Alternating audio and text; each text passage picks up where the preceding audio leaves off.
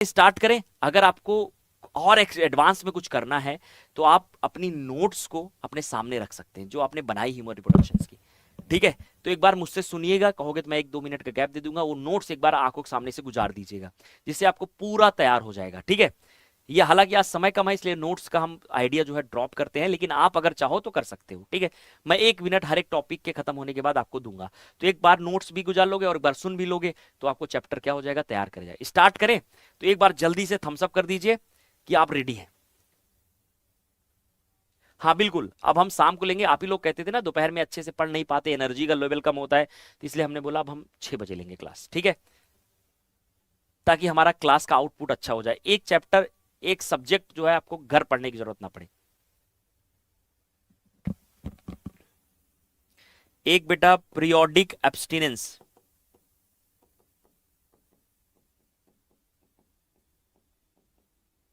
एक बेटा lactational amenorrhoea,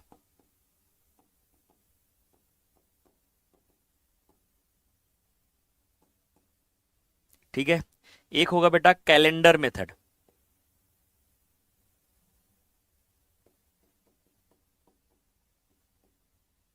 ठीक है, 3 मेथड है बेटा। आप समझिए पहले एक बार,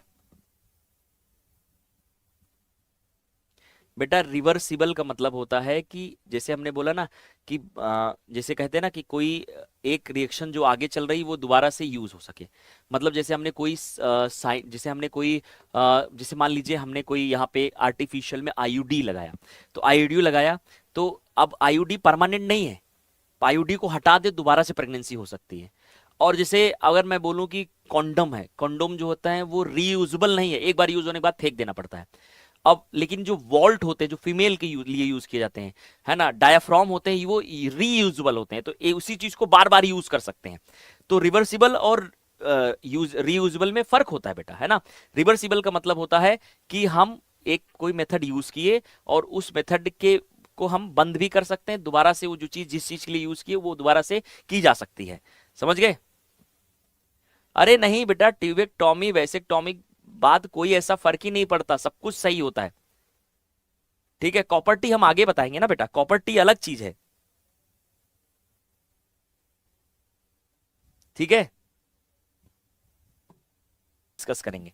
अभी यहां ध्यान से सुनो, यहां सबसे पहले होता है बेटा, मान लीजिए बैरियर,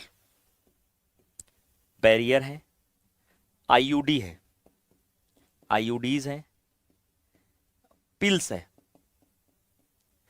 इम्प्लांट्स हैं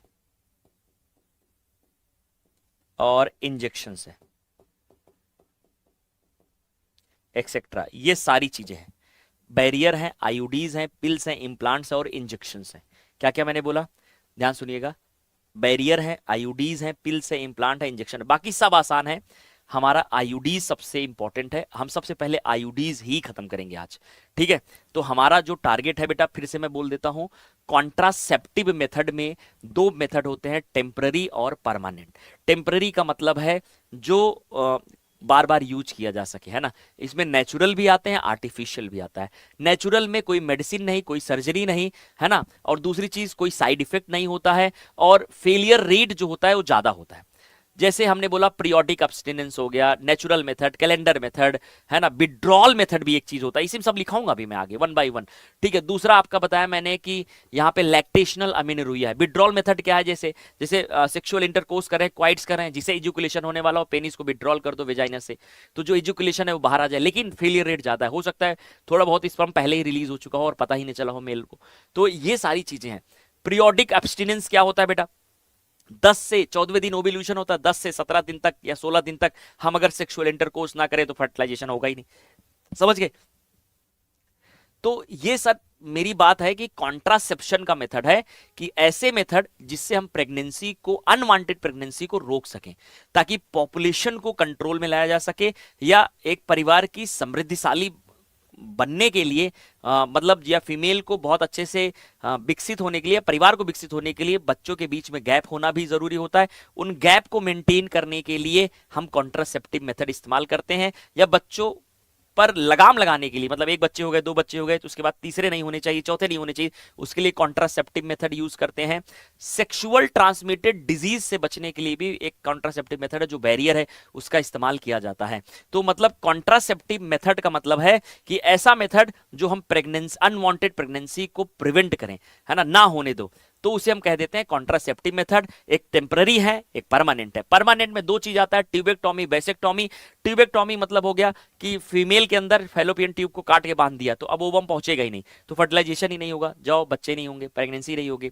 वैसेक्टोमी, वास डिफरेंस को काट के बांध दिया, तो अब बताओ मेल सीमेन में ही नहीं निकलेगा, सीमेन में नहीं निकलेगा तो फर्टिलाइजेशन ही नहीं होगा, स्पर्म ही नहीं होगा तो फर्टिलाइजेशन नहीं होगा, तो बच्चे ही नहीं होंगे। तो ऐसे केसेस में बेटा ये हो गया परमानेंट मेथड। इसमें दोबारा से रिवर्सिबल नहीं है, इसको हम दोबारा से यूज नहीं कर सकते। अगर किसी के दो बच्चे हैं तो दो ही रह जाएंगे, अगर वो भविष्य में कभी चाहे, जैसे मान लो, इसलिए रिवर्सिबल कहा जाता है कि कॉन्ट्रासेप्टिव मेथड वही अच्छा है जो रिवर्सिबल है। मान लीजिए किसी के एक बच्चा है और उसने कॉन्ट्रासेप्टिव मेथड ले लिया और ट्यूबेक्टोमी, वैसेक्टोमी ले लिया, तो इसकी रिवर्सिबिलिटी बहुत पुअर है। तो अब अगर मान लो एक्सीडेंट में बच्चे की डेथ हो गई, तो दोबारा से वो पेरेंट चाहे कि हम बच्चे को क्या करें, पैदा कर दें नेचुरल मेथड से, तो ऐसे केसेस में क्या होगा, नहीं कर सकते हैं। इसीलिए कहा जाता है कि जो कॉन्ट्रासेप्टिव मेथड है वो क्या होना चाहिए, रिवर्सिबल होना चाहिए। एक तो चीज ये हो गई। दूसरा, जो हमारा नेचुरल मेथड है जिसमें कोई साइड इफेक्ट नहीं है, तो calendar method, withdrawal method, periodic abstinence और लैक्टेशनल अमेनोरिया, तो इनमें कुछ के नाम कॉमन है, वो हम आगे डिस्कस करेंगे। मतलब अंदर यूट्रस, मतलब यूट्रस, और डिवाइस मतलब कोई ऐसी टेक्निक, तो ऐसी डिवाइस जो यूट्रस के अंदर फिट कर दें और प्रेगनेंसी ना होने दे, तो उसे हम क्या कहेंगे, intra uterine device. Most widely used contraception, most widely used contraception, ध्यान सुनिए, तीन टाइप्स के हैं बेटा हमारे सिलेबस में, तीन टाइप्स के हैं, 3 टाइप्स। पहला होता है non medicated IUD, non medicated IUDs, ठीक है। नॉन मेडिकेटेड आईयूडी मतलब जिसमें कोई ड्रग्स नहीं है, कोई हॉर्मोन्स नहीं है, नॉन मेडिकेटेड आईयूडीज।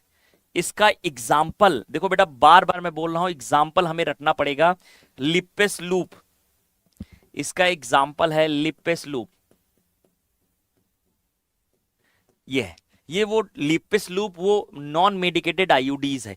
क्या काम करता है हम आगे बताएंगे, पहले दूसरा करते हैं बेटा। दूसरा, copper releasing IUDs, copper releasing IUDs, इसका एग्जाम्पल है, ध्यान सुनिए, copper T, copper 7 multi load 375, copper 7 multi load 375। I repeat, copper T, copper 7 और मल्टी लोड 375, है ना। अभी मैं बताऊंगा बेटा क्या है, थोड़ा सा इंतजार कर लो तानिया बेटा, है ना तानिया। दूसरा, तीसरा point, hormonal releasing IUD, hormonal releasing IUDs, hormonal releasing IUDs, ये इसका एग्जाम्पल है बेटा दो, LNG-20 एंड प्रोजेस्टासर्ट, प्रोजेस्टासर्ट, ये दो एग्जाम्पल आपको याद रखना है, LNG-20 और प्रोजेस्टासर्ट। LNG का फुल फॉर्म होता है levonorgestrel, levonorgestrel 20, levonorgestrel 20, levonorgestrel 20, LNG-20 और प्रोजेस्टासर्ट, LNG-20 और प्रोजेस्टासर्ट, ये आपको याद रखना है। तो चलिए मेरी बात ध्यान सुनिए, एक ऐसी डिवाइस जो हम यूट्रस में फिट कर दें उसे हम बोलते हैं intra uterine device. Intra uterine device most widely accepted है इंडिया के अंदर। और दूसरी चीज, ये 3 टाइप की होती है, नॉन मेडिकेटेड और कॉपर रिलीजिंग आईयूडी और hormonal releasing IUD. Non medicated, अब ये देखो था नीट में बहुत बार क्वेश्चन आए, बहुत बार क्वेश्चन आए हैं, ये नाम लिखते हैं मिलान करने के लिए पूछ देते हैं कौन किसका एग्जाम्पल है। तो जैसे नॉन मेडिकेटेड आईयूडी का एग्जाम्पल होता है lipase loop, copper releasing IUD का एग्जाम्पल होता है कॉपर टी, कॉपर 7 और मल्टी लोड 375, और हार्मोनल रिलीजिंग का एग्जांपल होता है प्रोजेस्टासर्ट और LNG-20। तो ये आपको याद रखना है कि प्रोजेस्टा सर्ट LNG-20, ये दो हैं हार्मोनल रिलीजिंग आईयूडीज। अब सबका मैकेनिज्म ऑफ एक्शन समझना है बेटा, सबका मैकेनिज्म ऑफ एक्शन समझना है। ठीक है, तो मैं यहां लिख रहा हूं mechanism of action of IUDs. 3 IUDs हैं, सब कैसे काम करते हैं, मैकेनिज्म ऑफ एक्शन। जैसे पहला, जैसे मैंने बोला कि नॉन मेडिकेटेड है, नॉन मेडिकेटेड, नॉन मेडिकेटेड, तो ये क्या करते हैं, फैगोसाइटोसिस ऑफ स्पर्म को बढ़ाते हैं। तो यहां लिख देता हूं बेटा, increase phagocytosis of sperm, phagocytosis of sperm in uterus. Uterus में स्पर्म की फैगोसाइटोसिस को बढ़ा देते हैं। कैसे बेटा, ध्यान सुनिए, जब इनको यूट्रस में इंसर्ट करोगे ना, तो वहां पे एक तरीके का इम्यून रिस्पॉन्स होगा, इन्फ्लेमेटरी रिस्पॉन्स इनकी वजह से हो जाएगा, जो एक हमने उसमें इंटरेस्ट किया। तो वहां पे ना WBC की संख्या बढ़ा दी जाएगी। तो जब WBC की संख्या बढ़ा दी गई, तो वहां पे यूट्रस के अंदर बहुत सारे क्या होंगे बेटा, स्पर्म जब आएंगे तो वो WBC उनको खा जाएंगे। तो इसे हम बोल देते हैं कि ये फैगोसाइटोसिस को बढ़ा रहे हैं। तो स्पर्म को जब खा जाएंगे तो स्पर्म ओवम तक पहुंच ही नहीं पाएगा। तो इसे हम बोलते हैं नॉन मेडिकेटेड आईयूडी। तो ये इंक्रीज करते हैं फैगोसाइटोसिस ऑफ स्पर्म को यूट्रस के अंदर, जिससे फर्टिलाइजेशन नहीं होता। दूसरा है बेटा आपका, दूसरा है copper releasing IUD, copper releasing IUD. ये कैसे काम करता है बेटा, ध्यान सुनिए, कॉपर रिलीजिंग आईयूडी। जैसे मैंने बोला बेटा, ध्यान सुनिए, ये ओवरी है, ये भी ओवरी है, ये फिंगर लाइक प्रोजेक्शन है, ये फिम्बरी मतलब होते हुए आपको फेलोपियन ट्यूब होते हुए ये यूट्रस है। ये भी मान लीजिए यहां से यूट्रस मैंने इसे बना दिया रफली, ये मान लीजिए फिम्बरी, ये इससे जोड़ दिया और इसको मैंने ऐसे कर दिया। ठीक है, रफली समझाने के लिए। अब ध्यान से सुनिए, और इसका जो नैरो पार्ट है उसे हम सर्विक्स कह देते हैं। सर्विक्स जो जुड़ा होता है किससे, वेजाइना से।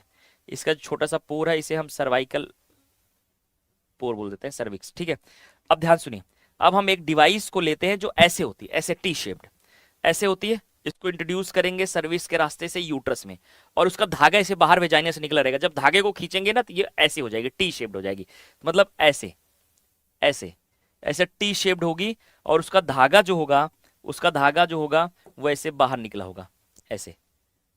ठीक है, तो ये टी शेप्ड है। अब इससे क्या निकलेंगे बेटा, कॉपर आयन निकलेंगे। क्या निकलेंगे, कॉपर आयन। ये कॉपर आयन जो स्पर्म यहां आएगा ना, उस स्पर्म के साथ जुड़ करके स्पर्म की मोटेलिटी को खत्म कर देंगे। मोटेलिटी मतलब होगा स्पर्म जो भाग रहा है ना, स्पर्म जब यहां गिरेगा तो यहां से भागते भागते भागते भागते भागते भागते यहां आएगा, यहां ओवम होता है, ऐसे तैर रहा है, तैरते यहां पहुंचना है। तो ये कॉपर आयन उसके साथ जुड़ करके उसकी मोटेलिटी को खत्म कर देंगे। जब मोटेलिटी खत्म हो जाएगी तो पहुंच ही नहीं पाएगा, पहुंच ही नहीं पाएगा तो फर्टिलाइजेशन नहीं होगा। तो ये क्या करते हैं बेटा, ये रिलीज करते हैं कॉपर आयन। ध्यान सुनिएगा, release copper ion, release copper ion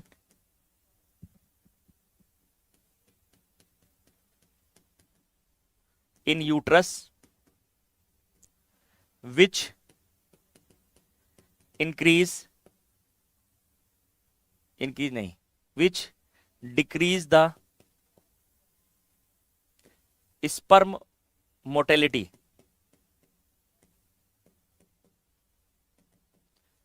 ठीक है, जब स्पर्म की मोटेलिटी को क्या करेंगे बेटा, या स्पर्म की जो मोटिलिटी है उसको कम कर देंगे, तो स्पर्म फर्टिलाइजेशन नहीं हो पाएगा, है ना। तो हम कर देंगे decrease the fertilising capacity of sperm, decrease the fertilising capacity of sperm. Sperm की फर्टिलाइजिंग कैपेसिटी को क्या कर देते हैं बेटा, कम कर देते हैं। तीसरा है हमारा हार्मोनल रिलीजिंग आईयूडी, हार्मोनल, जिसके एग्जाम्पल हैं हार्मोनल रिलीजिंग आईयूडी। ठीक है, हार्मोनल रिलीजिंग आईयूडी क्या करते हैं, यूट्रस को अनस्टेबल करते हैं। यूट्रस को क्या करेंगे, unstable the uterus, unstable the uterus. ठीक है, जिससे नो इम्प्लांटेशन, इम्प्लांटेशन को रोकेंगे बेटा, इम्प्लांटेशन नहीं होगा।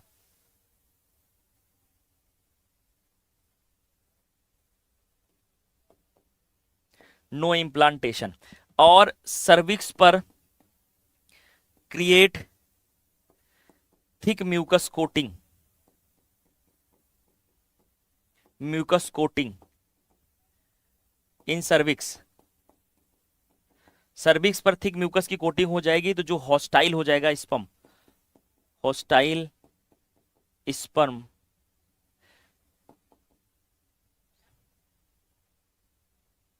या लिख सकते हैं, ज्यादा अच्छा वर्ड होगा, प्रिवेंट स्पर्म एंट्री। अब देखो जब हार्मोन्स का लेवल बढ़ाएंगे ना, तो यहाँ जो सर्विक्स है बेटा, इस सर्विक्स में हमारे म्यूकस की थिक कोटिंग हो जाएगी। जब म्यूकस की थिक कोटिंग हो जाएगी तो ये पोर बंद हो जाएगा, पोर बंद हो जाएगा ना, तो जो हमारा स्पर्म है वो ऊपर नहीं पहुंच सकता। जब वो स्पर्म ऊपर नहीं पहुंचेगा तो फर्टिलाइजेशन नहीं होगा, और प्लस हार्मोन्स जो होंगे यूट्रस को अनस्टेबल कर देंगे ताकि इम्प्लांटेशन ना हो। ठीक है, नहीं है एक नॉर्मली ये यही धागे से फिर हम इसको मोड़ देंगे, फिर इसको खींच लेंगे बाहर की तरफ। ठीक है, ये एक्सपर्ट जो है वो डॉक्टर के द्वारा की जाती है, एक्सपर्ट नर्सेस के द्वारा की जाती है। हाँ, सर्विक्स पर डिपॉजिट कर देते हैं म्यूकस, है ना। तो ये प्रेगनेंसी के टाइम पे, जैसे मान लो यहाँ प्रेगनेंसी डेवलप कर रही है यूट्रस के अंदर, बेटा ध्यान सुनो, अगर प्रेगनेंसी यूट्रस के अंदर डेवलप कर रही है तो यहाँ थिक म्यूकस की कोटिंग ऑलरेडी हो जाएगी ताकि इन्फेक्शन वगैरह बच्चे तक ना पहुंचे, क्योंकि बच्चा यहीं तो डेवलप कर रहा होगा, तो यहाँ से इन्फेक्शन वगैरह बच्चे तक ना पहुंचे, क्योंकि फीमेल में आरटीआई रिप्रोडक्टिव ट्रैक इन्फेक्शन होने के चांसेस बहुत ज्यादा होते हैं, समझ गए, in comparison to male. Female में बहुत इन्फेक्शन होते हैं। बिल्कुल बिल्कुल, हाँ हाँ ठीक है, बिल्कुल बेटा। टेम्पॉन, टेम्पॉन तो वो है ना कि जो विजाइने के अंदर इंसर्ट कर दिया जाता है, ब्लीडिंग को सोखता है। ठीक है, तो पहले बताओ समझ पाए कि नहीं, एक बार कॉपर टी को दोबारा से समझ लेते हैं, सॉरी इंट्रायूटेराइन डिवाइस को दोबारा समझ लेते हैं। इंट्रायूटेराइन डिवाइस एक ऐसी डिवाइस है जो यूट्रस में फिट कर दी जाती है और कॉन्ट्रासेप्शन मेथड देती है। तीन टाइप की होती है, copper releasing, hormonal releasing, non medicated. Non medicated का एग्जांपल होता है लिपस लूप, कॉपर रिलीजिंग का होता है कॉपर टी, कॉपर 7 और मल्टीलोड 375, और हार्मोनल रिलीजिंग का होता है एलएनजी 20 और प्रोजेस्टासर्ट। हाँ, एलएनजी 20 और प्रोजेस्टासर्ट, एलएनजी का नाम होता है लीवोनॉर्गेस्ट्रल। क्या नाम होता है? Levonorgestrel. Non medicated phagocytosis of sperm को बढ़ाती है। कॉपर रिलीजिंग आयोडी जो होती है, कॉपर आयन रिलीज करते हैं, स्पर्म की मोटिलिटी को कम करते हैं, स्पर्म की फर्टिलाइजेशन कैपेसिटी कम हो जाती है। हार्मोनल रिलीजिंग जो होते हैं, यूट्रस को अनस्टेबल करते हैं, इंप्लांटेशन ना हो, और सर्विक्स को थिक म्यूकस की कोटिंग कर देते हैं ताकि स्पर्म की एंट्री जो है या हॉस्टाइल हो जाए, स्पर्म की एंट्री ना हो पाए अंदर। ठीक है, हाँ ये रिवर्सिबल है बेटा, ये रिवर्सिबल, इनको हटा दो प्रेगनेंसी हो जाएगी, नहीं हटाओगे तो प्रेगनेंसी नहीं होगी। तो पहले इतना हम लिख लेते हैं बेटा, जल्दी से लिखना शुरू करते हैं। हम आपको 6-7 मिनट बाकी है, तो हम पहले इतनी देर में लिख लेते हैं। तो हमारा आईयूडी पूरा हो गया बेटा, जल्दी से बताइए।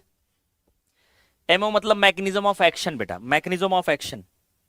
मेरी बात ध्यान से सुनिए, फीमेल रिप्रोडक्टिव सिस्टम में दो चीज होता है, प्राइमरी सेक्स ऑर्गन होता है और सेकेंडरी सेक्स ऑर्गन होता है। प्राइमरी सेक्स ऑर्गन का काम होता है कि गैमीट बनाना और हार्मोन्स रिलीज करना।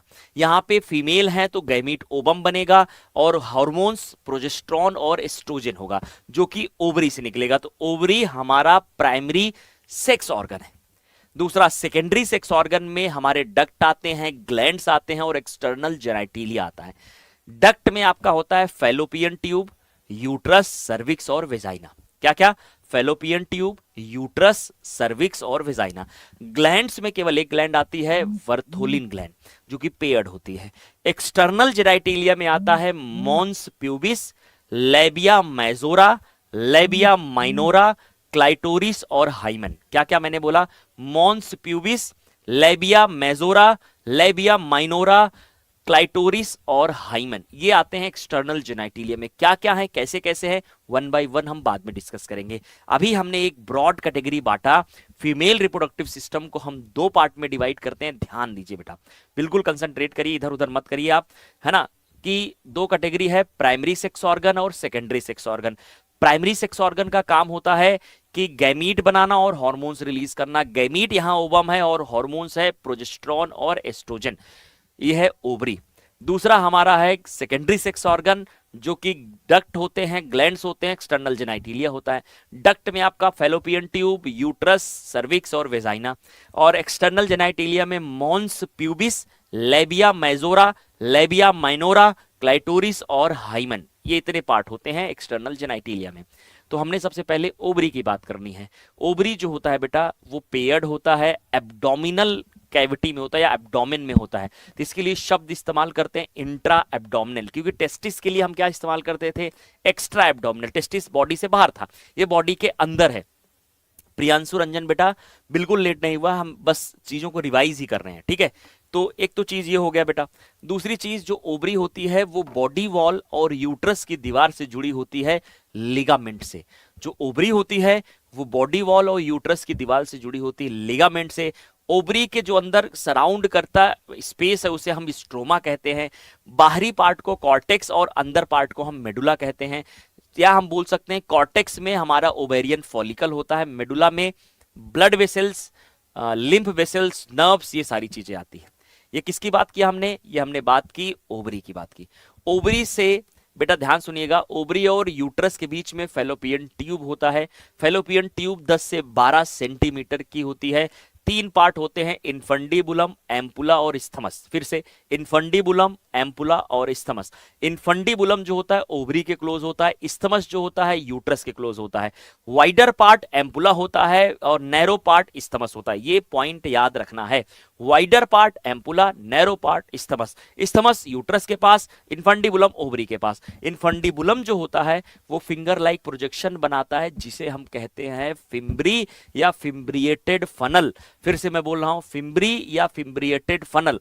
फिम्ब्री जो होता है वो ओवम का कलेक्शन करता है या सेकेंडरी oocyte का कलेक्शन करता है आफ्टर ओव्यूलेशन। तो जो ओवरी के सरफेस पे ओवम आता है या सेकेंडरी oocyte आता है उसको फिम्ब्री क्या होता है, कैप्चर कर लेता है और फेलोपियन ट्यूब में एम्पुलर रीजन पे ले जाते हैं। और फेलोपियन ट्यूब में ही, फेलोपियन ट्यूब का दूसरा नाम ओविडक्ट होता है, ये भी याद रखना है आपको, है ना। फेलोपियन ट्यूब में ही फर्टिलाइजेशन होता है। फर्टिलाइजेशन जो है वो स्थमस और एम्पुला के जंक्शंस पर होता है, या कहें कि एम्पुला रीजन में होता है। फिर जो स्थमस पार्ट है वो यूट्रस में खुलता है। यूट्रस जो होता है इन्वर्टेड पियर शेप होता है, सिंगल होता है ना। फिर आपको याद रखना है यूट्रस में 3 लेयर होती है, मायोमेट्रियम, पहले पेरीमेट्रियम, मायोमेट्रियम और इंडोमेट्रियम। जो पेरीमेट्रियम होती है आउटर होती है, मायोमेट्रियम होती है थिक एंड स्मूथ मसल्स की बनी होती है, और जो इंडोमेट्रियम है इसके अंदर साइक्लिक चेंज होता है। ठीक है, बिल्कुल बेटा मैंने बता दिया प्रशांत कुमार, फेलोपियन ट्यूब को ओविडक्ट भी बोलते हैं, बोल दिया मैंने। फिर इसके बाद मैंने आपको बताया कि जो हमारा यूट्रस है उसका नैरो पार्ट सर्विक्स होता है, और सर्विक्स जो है वेजाइना में खुलता है। वेजाइना बाहर खुलती है ना। वेजाइनल पोर जो होता है जो हाइमन से ढका होता है। ठीक है, अगर ये हाइमन का प्रेजेंट होना ये वर्जिनिटी को नहीं बताता है। वह जो हाइमन होता है वो ब्रेक हो जाता है, क्वाइट्स के दौरान भी ब्रेक हो सकता है, और हॉर्स राइडिंग से हो सकता है, साइकिलिंग से हो सकता है, एक्सेसिव एक्सरसाइज की वजह से हो सकता है, कोई जर्क लगे ऐसी, है ना, तो इस वजह से भी क्या हो सकता है, हाइमन ब्रेक हो सकता है। ठीक है, ये तो हमने सिंपल सी बात समझी क्या क्या चीजें होती हैं। अब यहाँ पे जो आपको याद करने योग्य है कि जो बाहर की तरफ जहां पे फैटी टिश्यू और cushion of fatty tissue and hairs होते हैं, प्यूबिक हेयर्स होते हैं, उसे हम मॉन्स प्यूबिस कहते हैं। उसके नीचे 2 फ्लेसी फोल्ड होते हैं जिसे लेबिया मेजोरा कहते हैं। लेबिया मेजोरा के नीचे 2 फोल्ड होते हैं जिसे हम बोलते हैं लेबिया माइनोरा। जहां लेबिया माइनोरा एंटीरियर पार्ट की तरफ जुड़ते हैं उन्हीं के एबव हमारा होता है बेटा क्लाइटोरिस, और जहां जुड़ते हैं उसी के नीचे होता है यूरेथ्रल मीटस, मतलब जहां से वो पोर जो यूरिन पास करता है, यूरेथ्रल मीटस के नीचे की तरफ होता है बेटा हमारा वेजाइना, वेजाइनल पोर, जो कि हाइमन से पार्शियली या टोटली या मतलब कह सकते हैं एब्सेंस हो हाइमन से क्या होता है बेटा वो अटैच्ड होता है। तो हाइमन का प्रेजेंट होना ये इंडिकेटर नहीं है कि वर्जिनिटी है ना। दूसरी चीज बेटा हाइमन का एब्सेंस होना भी ये इंडिकेटर नहीं है कि वर्जिनिटी है। ठीक है, तो हाइमन एक क्या होता है, पार्शियली कवर करता है, क्योंकि अगर बेटा अगर पूरी तरीके से कवर्ड करेगा तो जो ब्लीडिंग फेज होता है, ब्लड ब्लीडिंग जो होती है वो कैसे आएगा। तो मतलब इसकी बात है कि जो हाइमन है वो पोरस होती है। तो एक तो ये चीज हो गया। आगे अगर हम बात करें बेटा यहाँ पे, ये तो एक्सटर्नल जेनिटलिया हो गया।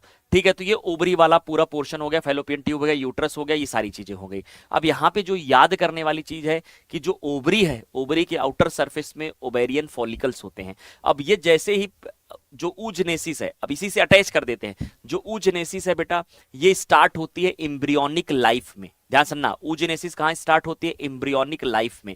एम्ब्रियोनिक लाइफ का मतलब बिफोर बर्थ। अब बहुत दोनों ओवरी में मिलियंस ऑफ ओगोनिया बनते हैं। ओगोनिया धीरे धीरे क्या करते हैं बेटा, अपने साइज में बड़े होते हैं और प्राइमरी oocyte बनाते हैं, और ओगोनिया जन्म के बाद नई ऐड नहीं होती, डिजनरेट ही होती रहते हैं।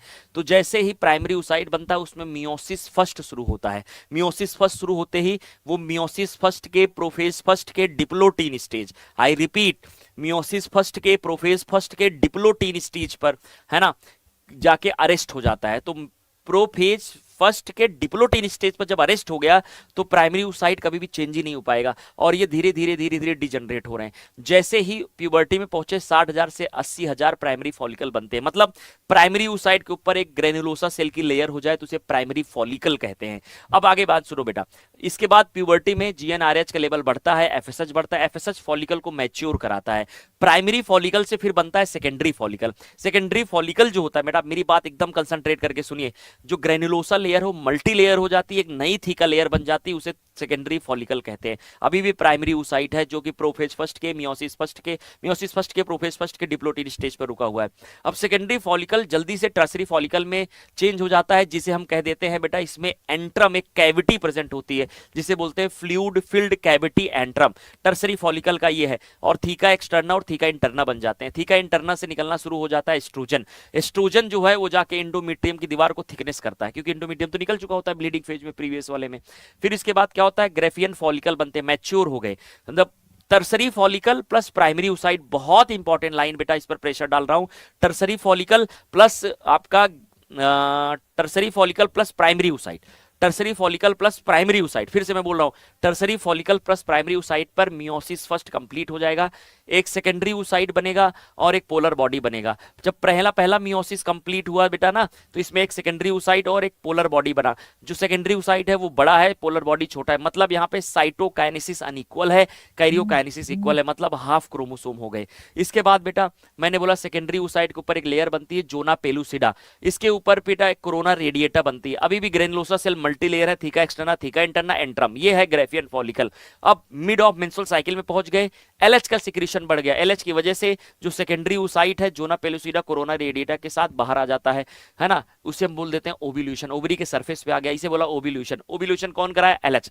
और जो रिमेनिंग पार्ट है कार्पस ग्रेफियन फॉलिकल का, उसे हम कार्पस ल्यूटियम कहते हैं। Remaining part of Graafian follicle उसे हम कार्पस ल्यूटियम कहते हैं। कार्पस ल्यूटियम अब सिक्रीट करेगा प्रोजेस्टेरॉन, जो इंडोमेट्रियम का फाइनल प्रिपरेशन करेगा। ओवम जो है फेम्ब्री के द्वारा कैप्चर करके फैलोपियन ट्यूब के एम्पुलर रीजन पर पहुंचा दिया जाएगा।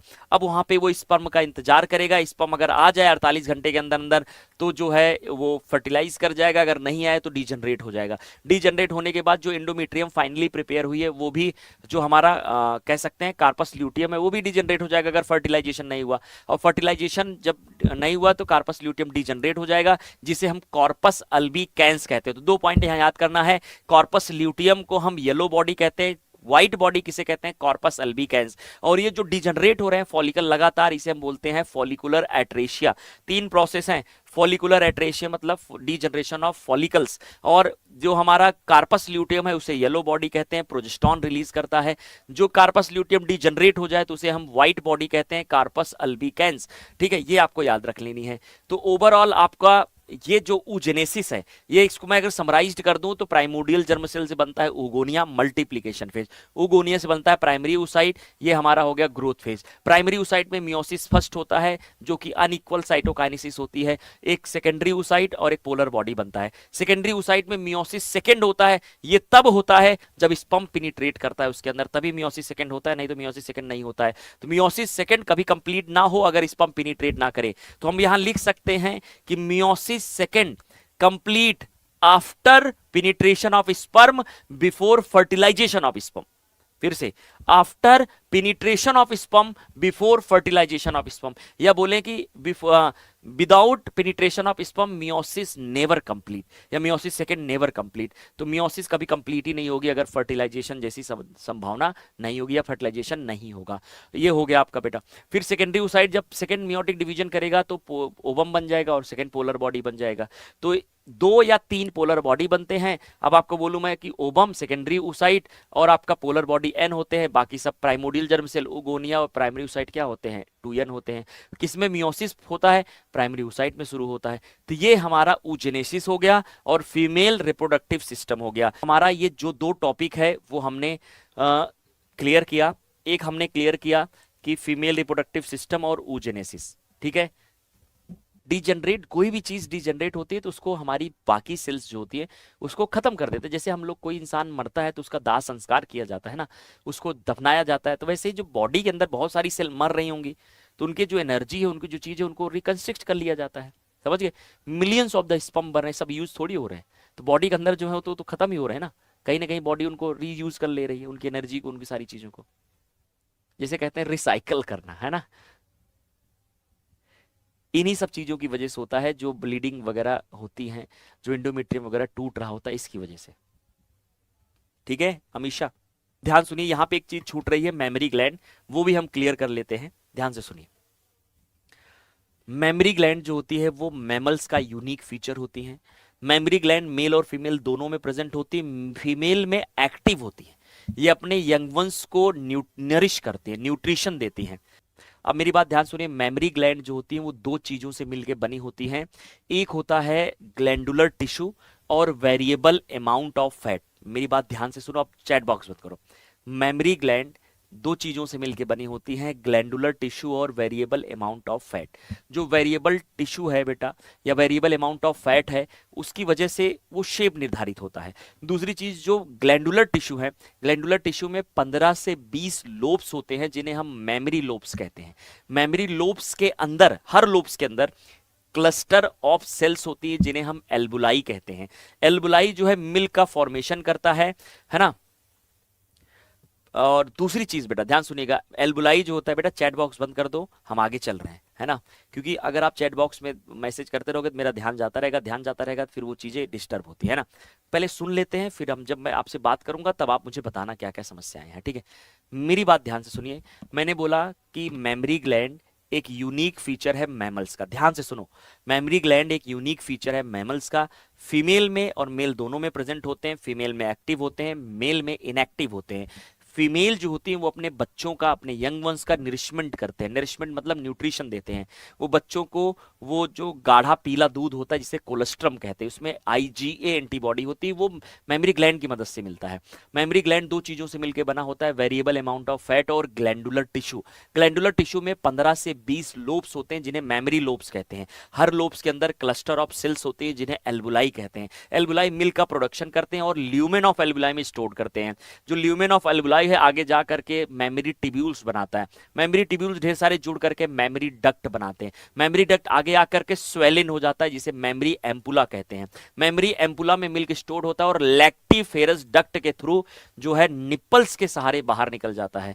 निप्पल्स के आसपास के एरिया जो होते हैं वो पिगमेंटेड होते हैं, एरोला कहते हैं, ठीक है। अब आगे बेटा मेरी बात ध्यान सुनिएगा, सीक्वेंस पूछा जाए तो मेमोरी जो लोब्स होते हैं उसके अंदर क्लस्टर ऑफ सेल एल्बुलाई होती है, एल्बुलाई से ल्यूमेन ऑफ एल्बुलाई, ल्यूमेन ऑफ एल्बुलाई से मेमोरी टिब्यूल्स, मेमोरी टिब्यूल से मेमोरी डक्ट, मेमोरी डक्ट से मेमोरी एम्पुला, मेमोरी एम्पुला से लैक्टिफेरस डक्ट, लैक्टिफेरस डक्ट से आपका क्या हो जाएगा, आउट हो जाएगा। मिल्क का इजेक्शन करने वाले हार्मोन्स को हम ऑक्सीटोसिन कहते हैं। मिल्क का फॉर्मेशन करने वाले हार्मोन्स को हम प्रोलैक्टिन कहते हैं। प्रोलैक्टिन एंटीरियर पिट्यूटरी से निकलता है, ऑक्सीटोसिन जो होता है वो पोस्टीरियर पिट्यूटरी से निकलता है, बनता हाइपोथैलेमस में है।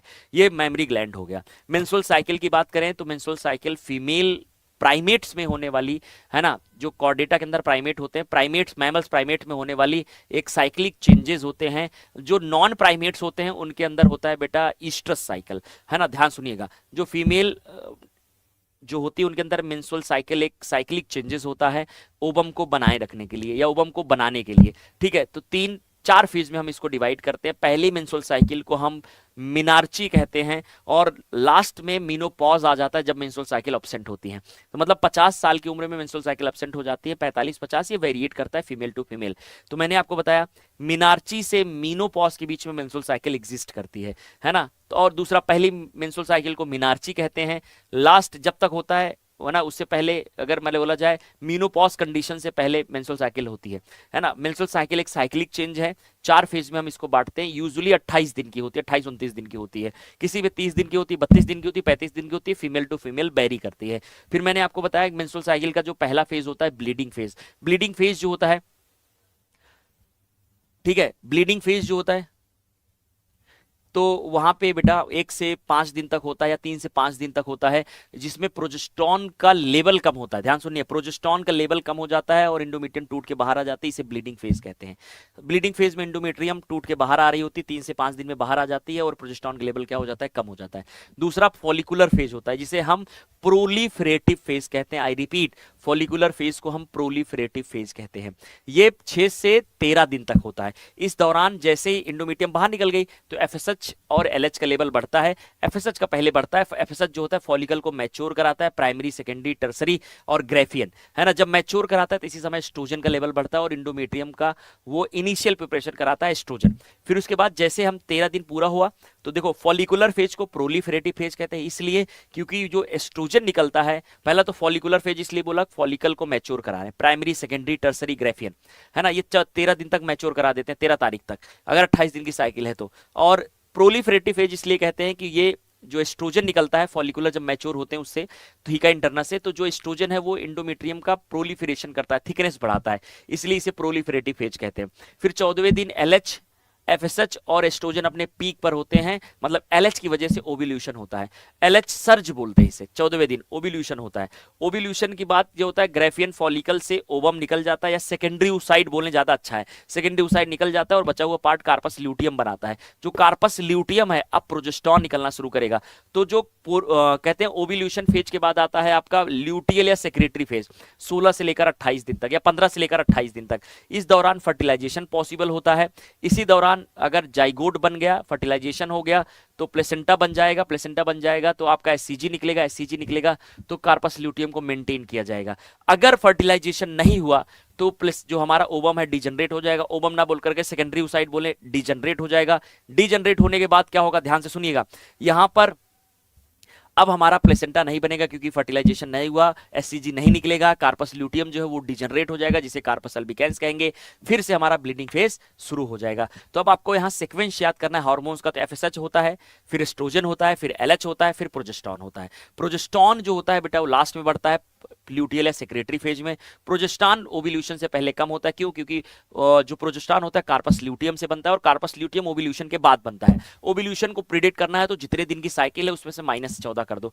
35 दिन की साइकिल है तो 14 माइनस कर दो तो 21वें दिन ओव्यूल्यूशन होगा। 28 दिन की साइकिल है ना, तो अगर 14 माइनस कर दो 14वें दिन होगा। तो हम 28 दिन की साइकिल में 14वें दिन ओव्यूल्यूशन ले रहे थे, तब ऐसा नहीं हर बार आप बीच में नहीं कर देना है। 30 दिन की साइकिल में 15वें दिन होगा, ऐसे मत कर देना। 30 दिन की साइकिल में अगर हम बोलें तो 14 माइनस कर दो तो 16वें दिन होगा, है ना। 32 दिन की साइकिल में 16वें दिन नहीं होगा, 32 में से अगर 14 दिन माइनस कर दें तो आपका मान लीजिए 18वें दिन होगा, ठीक है। अब एक महिला अपने जीवन काल में कितने अंडाणु बना सकती है, तो आपको पता है 13 साल में अगर प्यूबर्टी शुरू हो रही है और 50 साल में बंद हो रही है तो मतलब 37 साल एक्टिव रही हो, 37 × 12 कर दो, आपको पता चल जाएगा। एक महीने में एक ओवम बनते हैं, तो आप देख लो एक साल में 12 बनेंगे या 13 बन गए, ठीक है। गिन लो, मल्टीप्लाई कर दो, अगर उसमें बोले प्रेगनेंसी है तो 9 महीने और हटा दो, ठीक है। तो ये हो गया हमारा मेंस्ट्रुअल साइकिल और मेमरी ग्लैंड, ठीक है। तो ये दो टॉपिक हमने क्लियर किए, मेंस्ट्रुअल साइकिल किया एंड मेमरी ग्लैंड किया। अब मुझे बता दो पहले ये दोनों समझ में आया कि नहीं, मेमरी ग्लैंड, फटाफट जल्दी से बताइए, ध्यान से सुनिए। अगला टॉपिक है हमारा फर्टिलाइजेशन, ध्यान से सुनिए। अब चैट बॉक्स बंद करिए, अब हम पढ़ते बेटा। फर्टिलाइजेशन खत्म करना है बेटा, फिर हमें कॉन्ट्रासेप्शन पढ़ाना है और आज कॉन्ट्रासेप्शन शुरू कर देना है, आधा खत्म करना है। कम से कम हम बैरियर वगैरह तो पढ़ ही डालें आज, है ना। सुनिए मेरी बात, ध्यान सुनिए। देखो ओव्यूल्यूशन हो गया 14वें दिन, मान लो 28 दिन की साइकिल है, ध्यान से सुनो। देखो ये आपके काम की चीज है और आगे भी बहुत काम आएगी, चाहे आप डॉक्टर बने या ना बने, लेकिन बहुत सारी चीज काम आने वाली है, तो इसलिए ध्यान से सुनो, यहाँ बहुत जरूरी चीज बात बता रहा हूं आपको मैं, ठीक है। ठीक है, विजय बोल दिया, कई बार बोला, आप ध्यान से सुनो। त्रिशा सूर्यवंशी ने लिखा हुआ है ऊपर चैट बॉक्स में, देखिए वो नाम। सुनिए मेरी बात ध्यान से, मैंने बोला कि 14वें दिन ओव्यूल्यूशन होता है। ओव्यूल्यूशन मतलब सेकेंडरी oocyte का बनना, और फिर वो 15-16 मतलब मान लो 48 घंटे जिंदा रहता है। तो इधर से स्पर्म उसी समय सेक्सुअल इंटरकोर्स होना चाहिए या क्वाइट्स होना चाहिए, जिससे स्पर्म इधर से आए फैलोपियन ट्यूब और यूट्रस से होते हुए, और उधर से ओवम आए और फैलोपियन ट्यूब के एम्पुलर रीजन पे दोनों स्ट्राइक कर जाए। साइमल्टेनियसली आना चाहिए, और जितने स्पर्म निकलते हैं उसमें से 60% स्पर्म कैसे होने चाहिए, नॉर्मल शेप एंड साइज के, और 40% एटलीस्ट उसमें इतना होना चाहिए जो बिगरस मोटिलिटी को शो करे।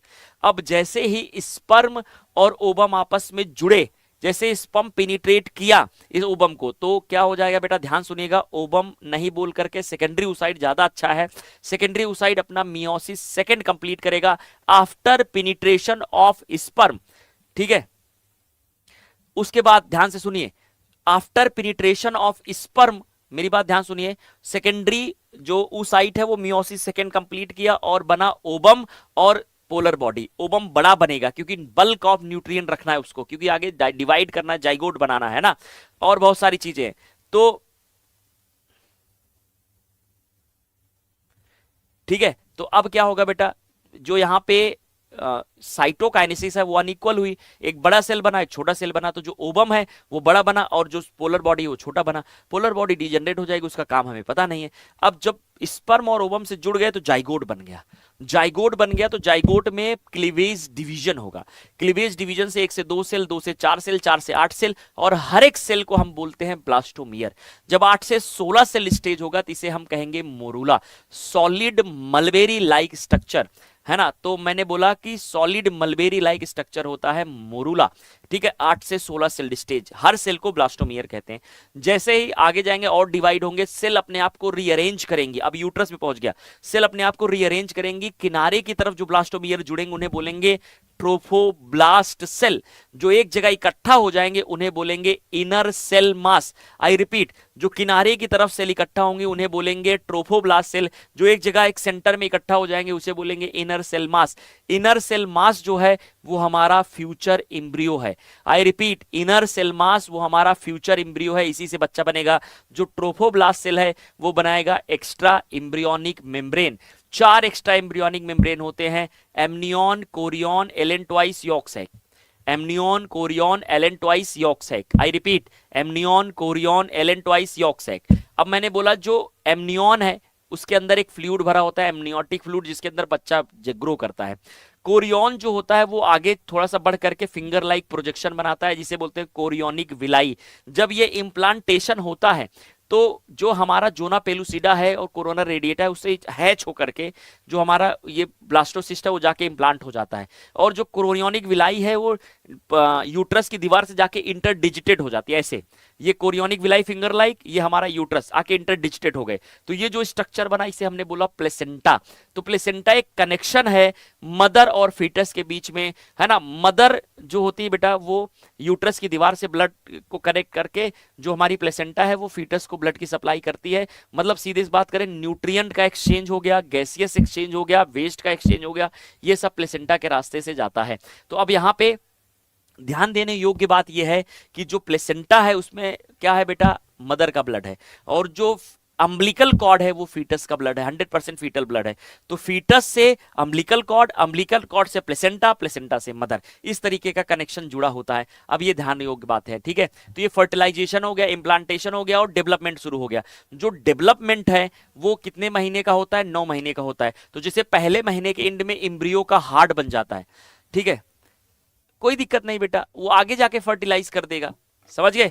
तो एम्ब्रियो हार्ट बन जाता है जिसे हम स्टेथोस्कोप से सुन सकते हैं। सेकेंड मंथ के एंड में लिम्स और डिजिट बन जाते हैं।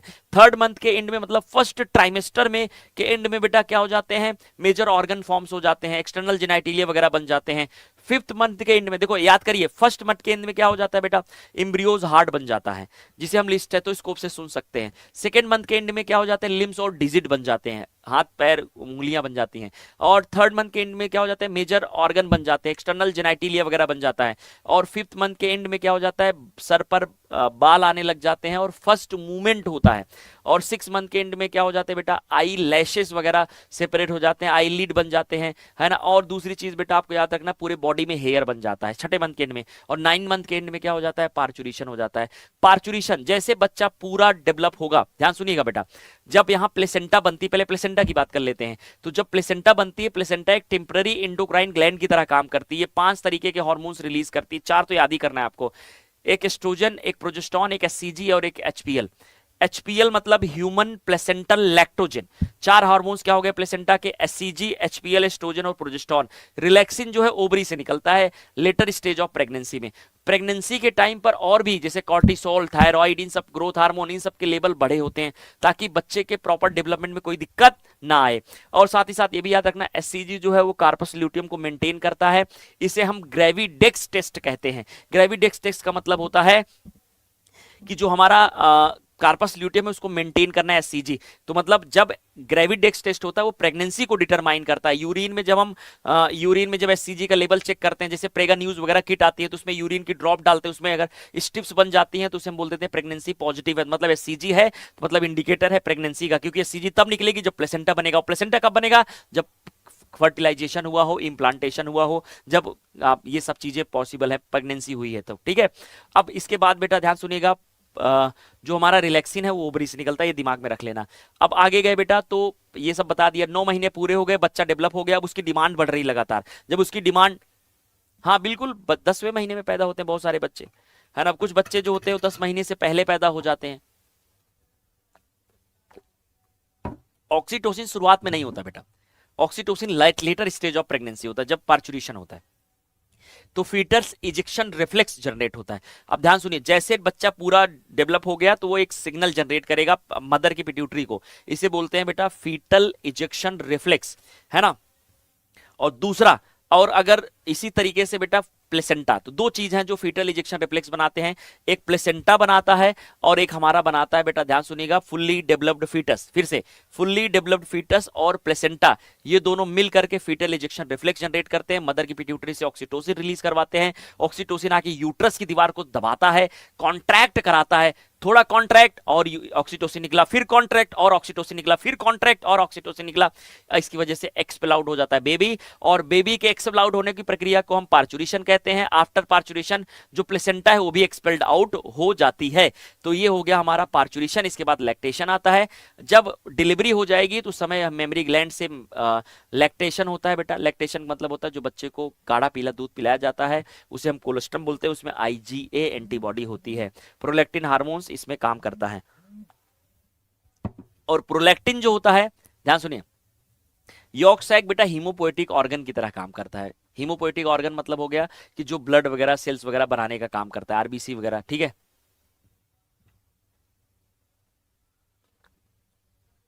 ये चीजें हो गई और ये हो गया चैप्टर पूरा समाप्त। ठीक है।